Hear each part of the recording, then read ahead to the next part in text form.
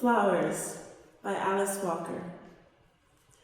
It seemed to Maya, as she skipped lightly from hen house to pig pen to smokehouse, that the days had never been as beautiful as these. The air held a keenness that made her nose twitch.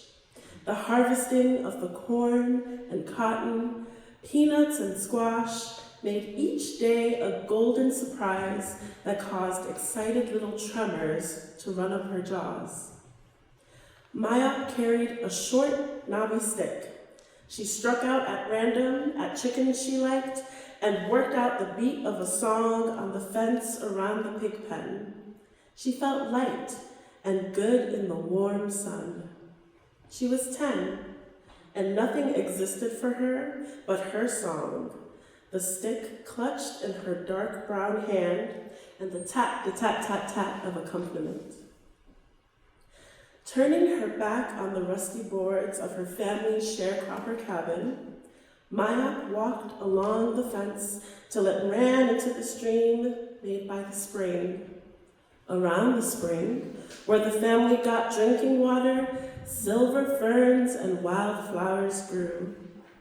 Along the shallow banks, pigs rooted.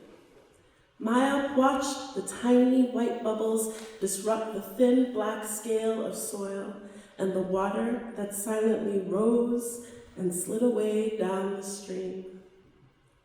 She had explored the woods behind the house many times.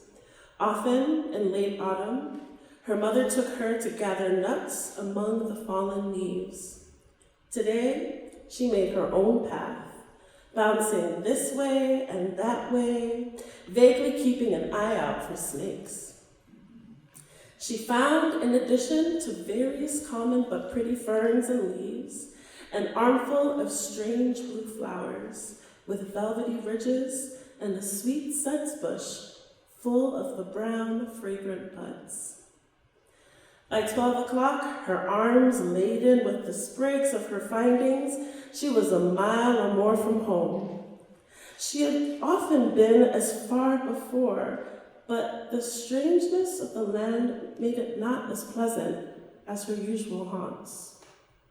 It seemed gloomy in the little cove in which she found herself. The air was damp, the silence close and deep. Maya began to circle back to the house, back to the peacefulness of the morning. It was then she stepped smack into his eyes.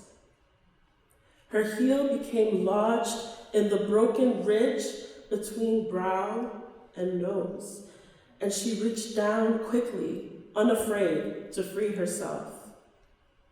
It was only when she saw his naked grin that she gave a little yelp of surprise.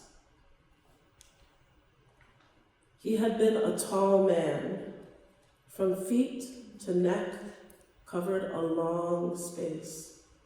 His head lay beside him.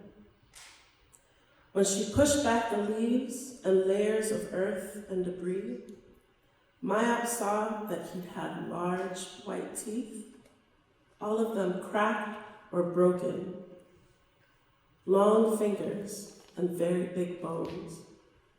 All his clothes had rotted away except some threads of blue denim from his overalls. The buckles of the overall had turned green. Maya gazed around the spot with interest. Very near where she'd stepped into the head was a wild pink rose. As she picked it to add to her bundle, she noticed a raised mound, a ring around the rose's root.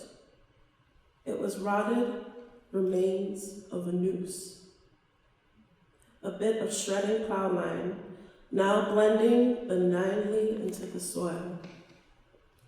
Around an overhanging limb of a great spreading oak clung another piece, frayed, rotted, bleached, and frazzled. Barely there, but spinning restlessly in the breeze.